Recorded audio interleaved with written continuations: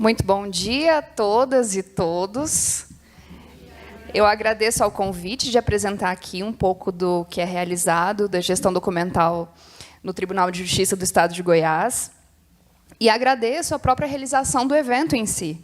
Reconheço a importância de nós, arquivistas, e demais profissionais de diversas áreas que trabalhamos com arquivo, com gestão da informação, com memória, de nos unirmos, de trocarmos experiências, divulgarmos e promovermos nossos trabalhos e os acervos arquivísticos com os quais trabalhamos. Bom, meu intuito com a minha fala é de apresentar brevemente o trabalho que é realizado nos arquivos do TJ, expondo as dificuldades, os desafios, o contexto em que trabalhamos, a maneira como pudemos perceber até agora que funciona o TJ e como conseguimos atuar, e um pouco do que já conseguimos desenvolver até agora também. Antes de entrar nos slides em si, eu queria falar um pouquinho, apresentar bem brevemente a história do tribunal. O tribunal é o 8º tribunal mais antigo do Brasil. A instalação de Goiás, chamava assim na época, instalação de Goiás, foi realizada em maio de 1874, no prédio onde hoje é o Centro de Memória e Cultura do Poder Judiciário. Daqui a pouquinho a gente vai ver uma foto dele. Inicialmente localizado no centro de Vila Boa, onde hoje é a cidade de Goiás, então capital do Estado, por ordem de decreto assinado pelo imperador Dom Pedro II. Então, o TJ tem 148 anos de instalação, durante os quais, naturalmente, produziu e acumulou milhões de documentos administrativos e processos judiciais. Durante a maior parte desse tempo, obviamente, não tinha um arquivista no quadro de servidores. Tampouco houve um cuidado muito grande em manter essa documentação organizada ou até mesmo sob custódia do próprio tribunal. Muitos documentos eram armazenados nas casas de magistrados e demais funcionários, ou até mesmo em outras instituições. Nós temos, ou tínhamos até muito pouco tempo, documentos, por exemplo, ainda sob custódia, sob a guarda da Fundação Frei Simão Dorvi, né? Então, sofremos por muito tempo uma dispersão do acervo arquivístico e uma falta de tratamento minimamente adequado. Além disso, percebemos também que muito do que foi mantido sofreu degradação pelo tempo por falta de condições adequadas de armazenamento. Em 2006, o TJ realizou o primeiro concurso para provimento de um cargo de técnico de arquivo. Um colega nosso, arquivista, também formado pela UNB, assumiu essa vaga. Inicialmente, ele foi anotado em uma unidade administrativa responsável basicamente por arquivar e desarquivar processos, mas conseguiu, depois de um tempo, trabalhar para a criação da Comissão Permanente de Avaliação Documental, que possibilitou a aprovação do plano de classificação e da tabela de temporalidade do TJ. A partir daí, foram iniciados os trabalhos de eliminação de documentos desprovidos de valor secundário, que era realizado pelas próprias comarcas do interior, a partir de treinamento ministrado por esse arquivista. Então, ele viajava para as comarcas, realizava o diagnóstico, treinava esses servidores para realizar o procedimento, orientava um melhor condicionamento, uma classificação dos documentos históricos e intermediários que ficavam ali, e fazia o que podia, ainda que com pouco apoio da administração, poucos servidores disponíveis e interessados nas comarcas em realizar essa atividade que é morosa e trabalhosa. Apesar dos seus esforços, ainda foi mantida por muito tempo a grande desorganização dos arquivos e a guarda de muitos documentos que já poderiam ter sido eliminados.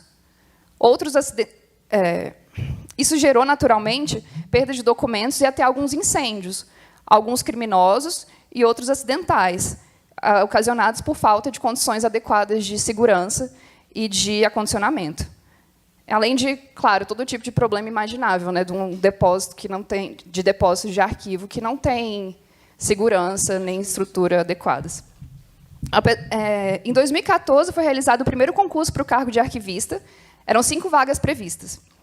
E somente em 2016, agora sim a gente está nos slides, somente em 2016 houve a primeira nomeação. Eu assumi, e em fevereiro ou março de 2017, os demais foram nomeados, os outros 4, eram 5 vagas, depois, em fevereiro, foram os outros 4 nomeados.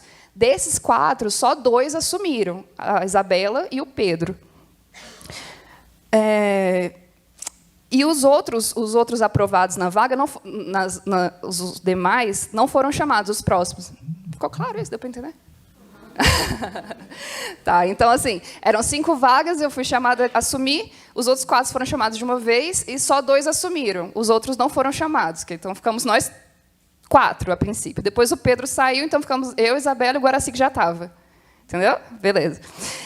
Aí, e apesar dos nossos pedidos, dos nossos esforços, essas vagas não foram providas e depois foram transformadas em outros, foram destinadas para outros cargos.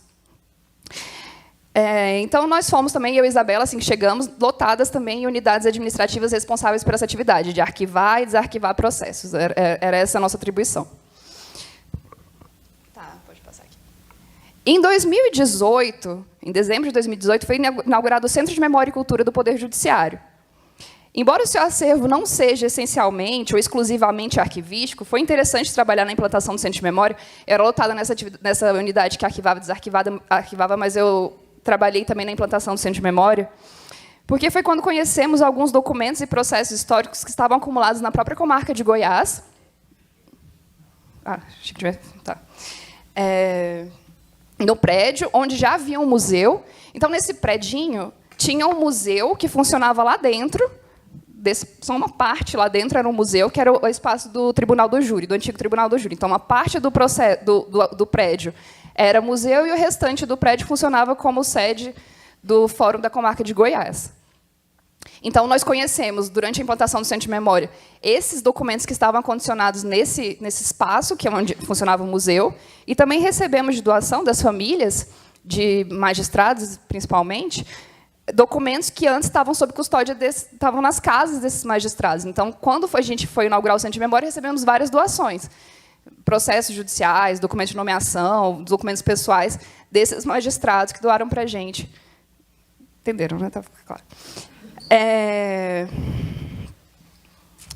Esse acervo da inauguração do Centro de Memória foi pequeno, mas hoje ele está todo identificado, descrito e disponibilizado para pesquisa. Atualmente, depois de 4 anos da inauguração do Centro de Memória, tem sido realizado o recolhimento para o Centro de Memória dos documentos oriundos das diversas comarcas dos séculos 19 e 20, até 1937, que foi quando houve a transferência da capital de Goiás para Goiânia. Então, é realizado também em parceria com universidades o trabalho de tratamento e disponibilização dessa documentação para pesquisa. É interessante destacar que hoje compete ao Centro de Memória, é competência do Centro de Memória, tratar os documentos arquivísticos históricos do TJ. Não, volta aqui, volta rapidinho aqui. Aí, não, só a título de exemplo mesmo, aqui é um dos documentos que a gente identificou que estava lá no museu que funcionava lá dentro, lembra do Tribunal do Júri? É uma ação penal de uma escravizada contra seu proprietário. E foi aí que a gente começou a ter primeiro contato com alguns documentos históricos, porque até então a gente realmente desconhecia o nosso acervo. Pode passar, por favor. A gente está muito rápido, vocês estão entendendo? Eu estou nervosa.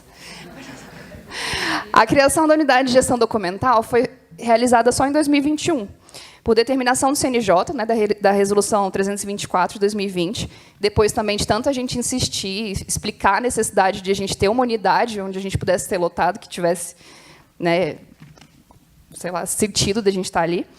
E aí foi criada essa unidade, vinculada diretamente à Secretaria-Geral da Presidência, e aí nós passamos a ter atribuições compatíveis com o nosso cargo e diretamente relacionadas com atividades de gestão documental.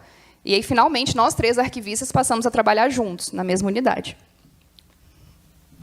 Em 2021, ainda em 2021, logo após a criação da unidade, nós aprovamos a nossa política arquivística, e também o Programa de Gestão Documental e de Memória do TJ. A política é regida por 16 princípios e diretrizes, dentre eles a garantia de acesso a informações necessárias ao exercício de direitos, a promoção da cidadania por meio do pleno acesso ao patrimônio arquivístico e a manutenção dos documentos em ambiente físico ou eletrônico seguro, além da implantação de estratégias de preservação desses documentos e o intercâmbio e interlocução com instituições culturais e protetoras do patrimônio histórico e cultural e de áreas de ciência da informação.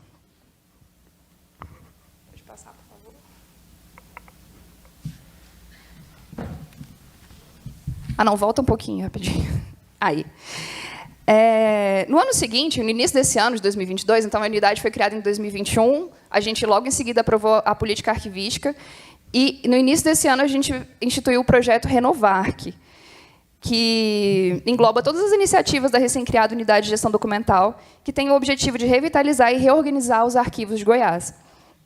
A partir desse amparo, entre outras iniciativas, nós realizamos a centralização aqui em Goiânia das atividades de eliminação dos processos judiciais potencialmente aptos ao descarte, oriundos das diversas comarcas do interior. Lembra que antes era o Guaraci que ia lá dar o treinamento, e eles realizavam na própria comarca, ainda com muita dificuldade?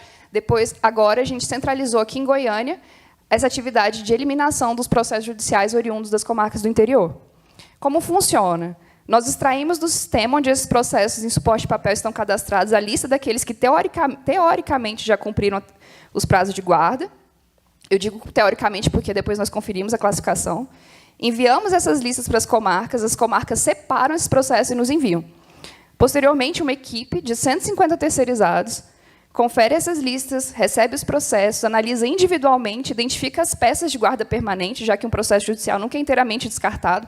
Então, dentro de um processo, tem sempre peças que ficam sempre guardadas. E os processos que possuem relevância histórica ou ainda resguardam algum direito. Devolvemos essas peças, esses processos para as comarcas, e o restante é encaminhado para eliminação. Paralelamente a isso, uma outra equipe de 50 terceirizados, coordenados pela Isabela, que está aqui, realiza um trabalho semelhante com agravos de instrumento, que são processos de segundo grau, armazenados aqui em Goiânia, e tem outros 30 terceirizados que analisam e separam para eliminação também processos de primeiro grau daqui da comarca de Goiânia. Então, tem no interior, tem os de segundo grau e tem daqui de Goiânia também. Ou seja, nós temos mais de 200 terceirizados, hoje trabalhando na diminuição da massa documental acumulada, que nos permite diminuir o espaço ocupado por processos judiciais, conhecer o nosso acervo e dar devida atenção àqueles que precisam ser preservados. Neste ano, mais de 100 mil processos já foram eliminados.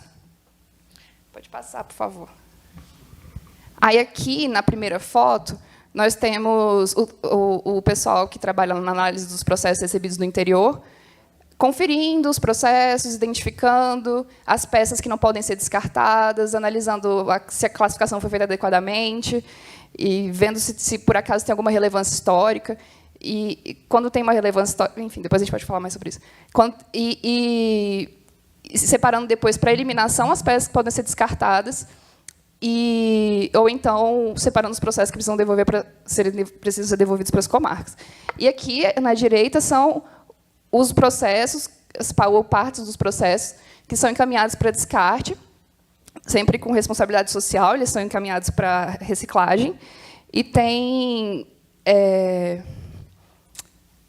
E é isso. E aí, esse material também é doado para cooperativas. Tá. Atualmente, no TJ, apenas os processos híbridos foram digitalizados, ou seja, aqueles que foram autuados em suporte analógico, em papel, e seguiram a tramitação digitalmente. Eventualmente, apenas que alguns processos totalmente de suporte de papel são digitalizados. Em 2021, foi implementado o repositório arquivístico digital confiável, após determinação do CNJ também. Ainda está em fase de testes, de melhorias, não está totalmente integrado aos nossos sistemas de gerenciamento de documentos, mas é um início. Carece, principalmente agora, da aprovação da nossa política de gestão documental de processos e documentos em meio digital para ser desenvolvido. Pode passar, por favor. Alguns projetos que estão em desenvolvimento agora.